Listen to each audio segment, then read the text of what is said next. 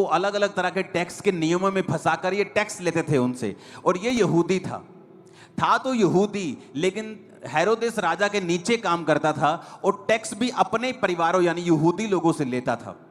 इसलिए जो मती था वो बड़ा बदनाम आदमी था। मती को जो यहूदी लोग थे एक गद्दार के रूप में जानते थे। जब वो मती को देखते थे यहूदी लोग तो उसे गद्दार कहते थे। उसकी जो रेपुटेशन थी, उसकी जो वैल्यू थी, वो बिल्कुल भी अच्छी नहीं थी मती की। लेकिन मती खुद पैसा कलेक्ट नहीं कर रहा था, मती तो सरकार के नीचे था और जो कुछ सरकार कहती थी मती वो करता था। लेकिन जब यहूदी लोग मती को देखते थे तो वो उसे एक पापी के रूप में, एक गद्दार के रूप में, एक अधर्मी के रूप में, परमेश्वर के सामने दोषी के रूप में उसे देखते थे। लेकिन मती का कोई कसूर नहीं, क्योंकि मती अपने लिए पैसा कलेक्ट नहीं कर रहा। मती को जो सरकार कह रही है वो मती कर रहा है।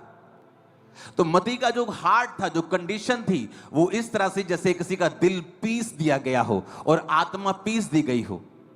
था तो वो बड़ी ऊंची पोजीशन के ऊपर, लेकिन उसके दिल में भी शांति नहीं थी, क्योंकि वो जानता था कि वो अपने ही लोगों को लूट रहा है। अपनी लाइफ से वो सेटिस्फाइड नहीं था। बहुत से लोग आप देखते हो बड़ी ऊंची पोजीशंस के ऊपर होते हैं, अफसर होते हैं, बड़े बड़े सरकारी अफसर, बड़े बड़े दूसरे अफसर, लेकिन अगर आप ध्यान से उनकी जिंदगी को देखें, जब आप उनसे मिलेंगे, वो अपनी जिंदगियों से सेटिस्फाइड नहीं होते, क्योंकि वो सरकार के कामों को करते हैं, बड़ी चीजें अच्छी बुरी कर रहे होते हैं।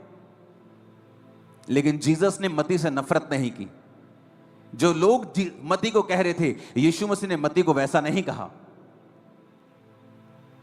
तो जीसस ने कहा, जब जीसस ने उसको बुलाया कि मेरे पीछे आ जा, क्या अगर मती को खुश होता, मगर मती अगर अपने जीवन से सेटिस्फाइड होता, मैं आपको गारंटी देता हूं वो परमेश्वर के पीछे कभी नहीं चलता। मती अपनी लाइफ में वैक्यूम फील कर रहा था, अकेलापन फील कर रहा था, एक दोषीपन की भावना भी उसके अंदर थी, सेटिस्फाइड नहीं था अपनी जिंदगी से। और इसलिए जब जीसस क्राइस्ट ने कहा मेरे पीछे आ जा, वो अपनी सरकारी नौकरी को, जो उसको कितने लाखों रुपए आज के हिसाब से देती होगी, उसको लात मारकर वो परमेश्वर के पीछे एक सेकंड में हो गया। कारण क्या था? यही कारण, जब वो पीछे हो गया तो जो टैक्स कलेक्टर है उसके दोस्त भी वैसे ही होंगे।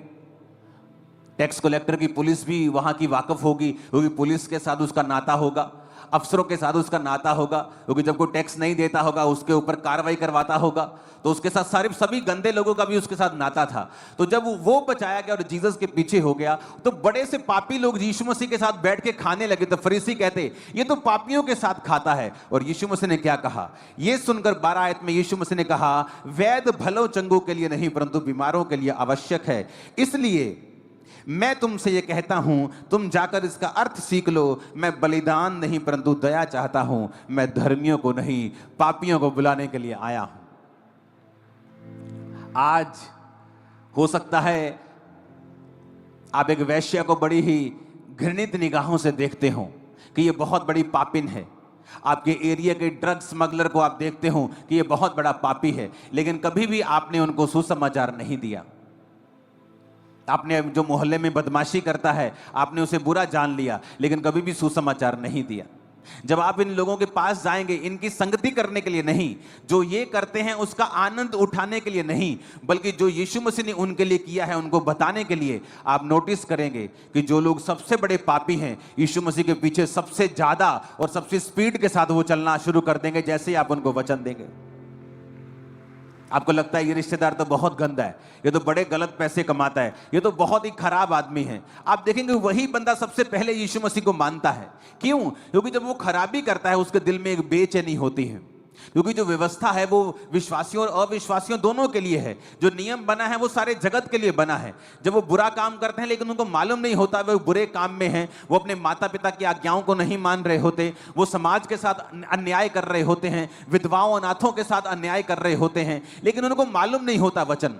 वो जितने बुरे होते हैं उतनी बड़ी बेचैनी उनके दिल में होती है, उतना ज्यादा वो संघर्ष अपने परिवार, अपने सेहत में कर रहे होते हैं। और जैसे कोई व्यक्ति उनके पास जाके वचन देता है, जैसे एक विश्वासी उनको वचन देता है कि प्रभु यीशु मसीह तुझे प्यार करते हैं, आजा परमेश्वर के पीछे। खुदा के वचन में लिखा हुआ है, मैंने जगत के पापियों को, मैंने जगत के निर्बलों को, मैंने जगत के तुच्छों को, मैंने जगत के गरीबों को, मैंने जगत के व्यर्थ लोगों को चुन लिया, ताकि जो अपने आप को बहुत कुछ समझते हैं उनको मैं शर्मिंदा कर दूं।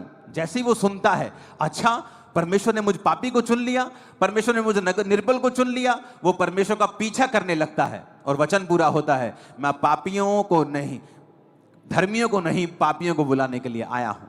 आज के बाद आप पापियों के साथ वचन शेयर करेंगे और बहुत से बड़े बड़े पापी आपको चर्च में मिलेंगे अगले 1 साल, 2 साल, 3 साल के अंदर। बहुत बड़े बड़े लोग जो बड़े बड़े गुनाहों के अंदर हैं, आपको जीसस क्राइस्ट के सामने घुटने टेकते हुए मिलेंगे। वो बदमाश, वो लोग जो बड़ी बड़ी बदमाशियां करते हैं, इंटरनेट पे मशहूर हैं, आपको जीसस क्राइस्ट के सामने मिलेंगे। वो पाप से तौबा करके, बपतिस्मा लेकर, पापों को छोड़कर आपको चर्च में मिलेंगे। मैं आपको ये भविष्यवाणी कर रहा हूं। परमेश्वर इंतजार कर रहा है कि आप बोलें कि यीशु मसीह पापियों को बुलाने के लिए आया। उसने पापी से नफरत नहीं की, बदमाशों से नफरत नहीं की, वेश्याओं से नफरत नहीं की, क्योंकि उनके अंदर एक ऐसी बेचैनी होती है जिसे वो जाहिर करना नहीं चाहते हैं, जिसे वो बताना नहीं चाहते हैं। वो ऊपर से अपने आप को कड़क शो करते हैं, लेकिन अंदर से उनको वो जानते हैं कि वो खाली हो चुके हैं, और इतने खाली वो महसूस करते हैं जितना आप सोच भी नहीं सकते, इमेजिन भी नहीं कर सकते। और जब कोई उन्हें परमेश्वर के वचन को देगा, वो उस वचन पे यकीन करेंगे, उस वचन को फॉलो भी करेंगे। हालेलुया। वो जो लोगों के सामने गद्दार था, लोग उसे तुच्छ जानते थे, पापी जानते थे, गद्दार जानते थे, परमेश्वर ने एक गद्दार को चुना, उसे अपना चेला बनाया। बाइबल की पहली पुस्तक उसने लिख दी, नया नियम की, और परमेश्वर आज उसको अपना संत मानते हैं। लोग आज उसको अपना संत मानते हैं। प्रभु कहता तू मेरा संत है, तू प्रेरित है, आज से तू प्रेरित कहलाएगा। कितने मेरी बातों को समझ रहे हैं? कि कहा यीशु ने उसे संत कहा, प्रेरित कहा।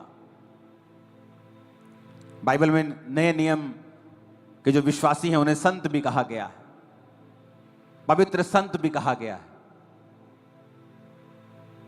यह परमेश्वर की योजना है आने वाले समय में। डरे मत, घबराए मत, सुसमाचार को शेयर करें। उन लोगों के साथ ज्यादा शेयर करें जो ज्यादा खराब हैं, जिनके कैरेक्टर ज्यादा लूज हैं, जो ज्यादा बदमाशियां करते हैं। शेयर करें। उनके साथ संगति करने के लिए परमेश्वर ने नहीं कहा। परमेश्वर ने एक बार उनके साथ खाना खाया, लेकिन हर रोज उनके साथ वो मिला नहीं, लेकिन खाना खाया, अपना प्यार साबित किया, अपना आप उसे दिखाया, वचन की उन्हें नॉलेज दी।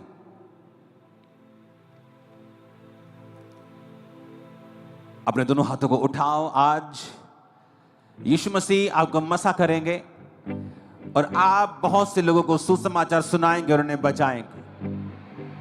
परमेश्वर का अभिषेक आज से आपकी बॉडीज, आत्माओं के ऊपर ठहरा रहेगा। यीशु मसीह के नाम में आमीन। ऊंचाई आशीष आपकी।